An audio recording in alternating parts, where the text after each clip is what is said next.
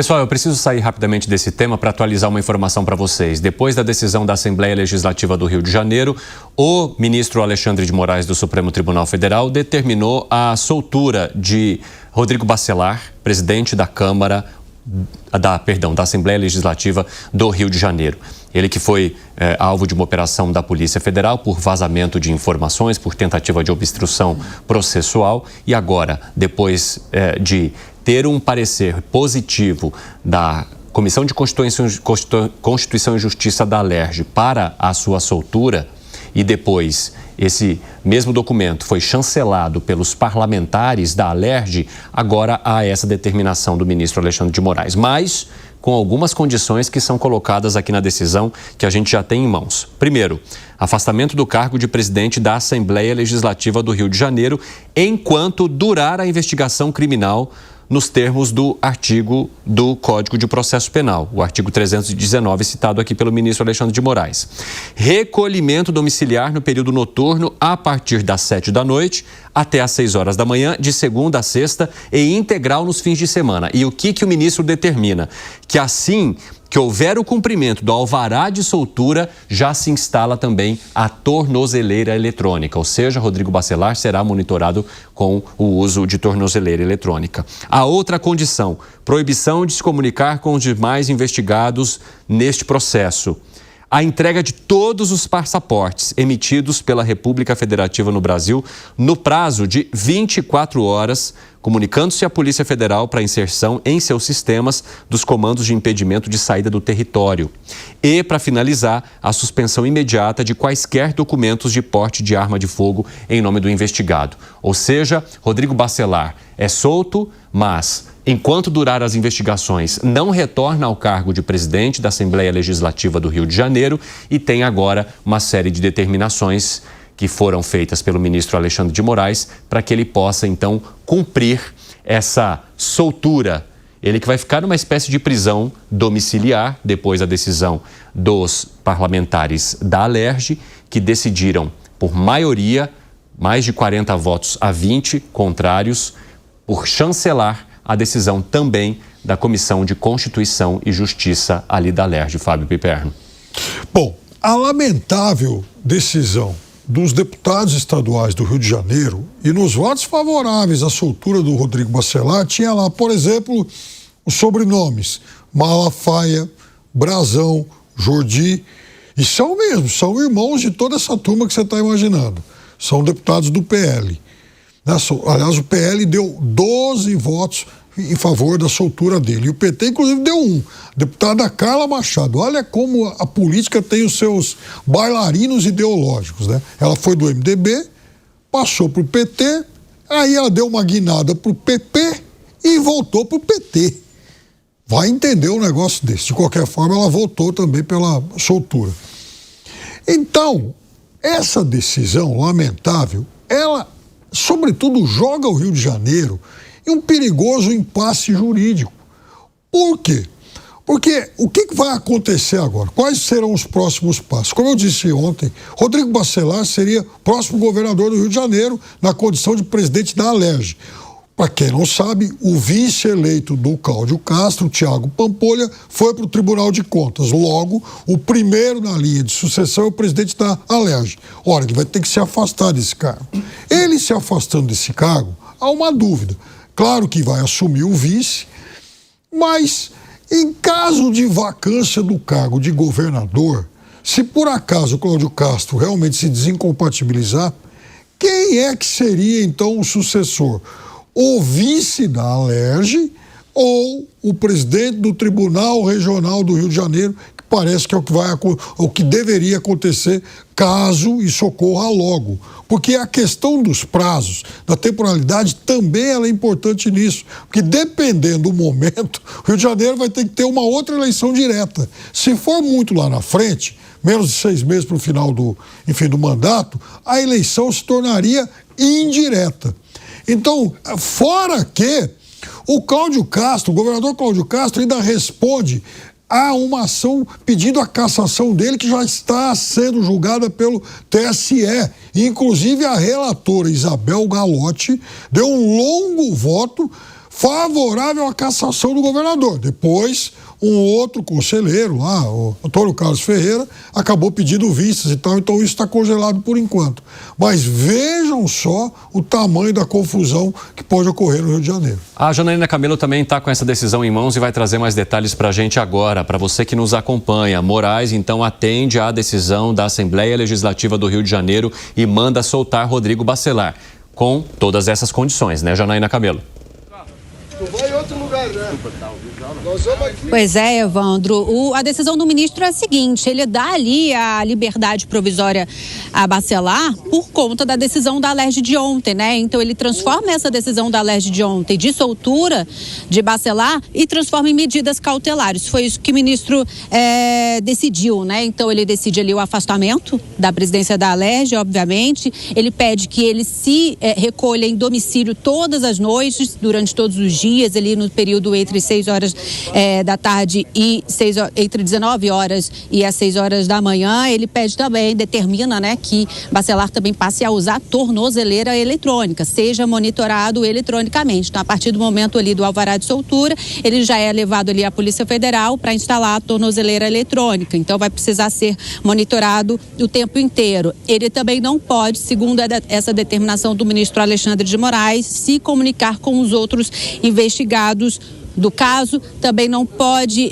deixar ali, a comarca não pode deixar o país, vai precisar entregar ali todos os passaportes e aí também o ministro determina ali, por fim, a suspensão imediata de qualquer documento de arma de fogo, qualquer documento que dê a ele a autorização de usar arma de fogo. Essa foi a decisão do ministro Alexandre de Moraes, um dia depois, né, da decisão ali da Alerj de soltar Bacelar. Foi ali no plenário da Alerj, por 42 votos a 21, a maioria ali dos parlamentares decidiram ali pela soltura, e no dia seguinte, então, já havia essa expectativa, porque essa decisão da Alerj precisou ser encaminhada aqui para o Supremo Tribunal Federal, já que tem essa questão da investigação também está no âmbito aqui do STF, e aí havia essa expectativa de haver já uma decisão logo hoje por parte do STF com relação a essa decisão da Alerj de ontem de soltura de Bacelar. Mas havia, entretanto, Evandro, alguns especialistas já diziam que, na verdade, essa soltura, essa decisão da Alerj deveria ser revertida. Era essa a expectativa por parte de especialistas com relação à decisão aqui, eventual decisão do STF do ministro Alexandre de Moraes. Mas o que o ministro fez, então, ele transformou ali essa soltura em medidas cautelares. Então, Bacelar vai precisar se recolher em casa todas as noites, está livre ali, em medida provisória, mas vai precisar se recolher em casa todas as noites e usar tornozeleira eletrônica também. Evandro. Muito obrigado pelas informações, Janaína Camelo. Um abraço para você. Se tiver mais atualizações, a gente vai falando ali com a nossa Jana. Ô Zé Maria Trindade, o que essa determinação demonstra sobre a decisão que é tomada na Alerj e o quanto isso pode mexer com o jogo político no Rio de Janeiro? E, mais uma vez, trazer um olhar crítico para as decisões que são tomadas por parlamentares em busca de corporativismo e proteção. Olha, eu sempre chamo muita atenção para o que acontece aqui em Brasília, que é reproduzido em todos os estados. Por exemplo, o Supremo Tribunal Federal, quando toma decisões aqui, acaba levando os tribunais de justiça, né, dos estados a seguirem, assim como os juízes e tal, e é natural. Se o Supremo pode, nós também podemos fazer isso aqui. E da mesma forma, as assembleias estaduais seguem a Câmara e tentam se blindar. E aí passam e confirmam a ideia de que todo político é bandido, é ladrão, é corrupto e que se protege. Isso é uma vergonha que a Assembleia não deveria passar. Houve um tempo de proteção maior mesmo dos deputados, e eu acho que é necessária essa proteção, porque eles detêm cargos públicos para defender os representados. Mas como acontecia? Quando um deputado fazia algo de errado, o próprio Congresso caçava para não dar oportunidade à Justiça a fazer isso que está fazendo, por exemplo, agora com 3 deputados do PL. Era o momento da Câmara dos Deputados ou caçar os mandatos ou proteger. Não, eles vão ser julgados como deputados, quer dizer, é um poder que não se dá ao respeito, isso reproduz no Rio de Janeiro. O que os deputados fizeram foi jogar a Assembleia na lata de lixo, na área da vergonha. Tá aí, vão conviver com um deputado, tá solto, mas com tornozeleira, não pode isso, não pode aquilo, como um poder pode se submeter a isso, né? Um deputado jogar toda a instituição, na Assembleia Legislativa, na lata do lixo e na boca do povo falando mal. Isso não pode acontecer. O poder é maior de que cada um deles somados, né? Exatamente, Zé Maria Trindade. Ô, Bruno Moza, qual é a tua avaliação, hein? Pois é, eu concordo muito com o que o Zé Maria falou, apenas eu farei um adendo. Infelizmente, eu tenho que fazer esse adendo. O que nós vimos foi realmente uma chancela de que uma investigação ela pode não valer de absolutamente nada. E nós pagamos essa conta enquanto população.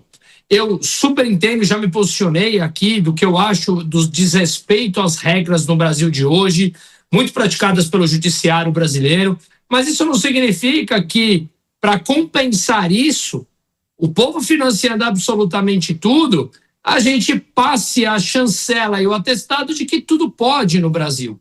Mas eu acho que o Zé Maria mencionou muito bem, eu só vou complementar, e foi esse ponto que eu quis dizer no início. Eu concordo com ele, mas quando ele fala assim, e aí eu te deixo aqui até para a gente refletir, Zé Maria, quando ela passa o atestado de que tudo vale, será que esse não é, infelizmente, um dos pontos da política? Eu sempre menciono o brilhante livro que chama O Caminho da Servidão, escrito por Hayek nos anos 40, e ele foi prêmio Nobel em 1974. Um dos capítulos chama Por que os piores chegam ao poder?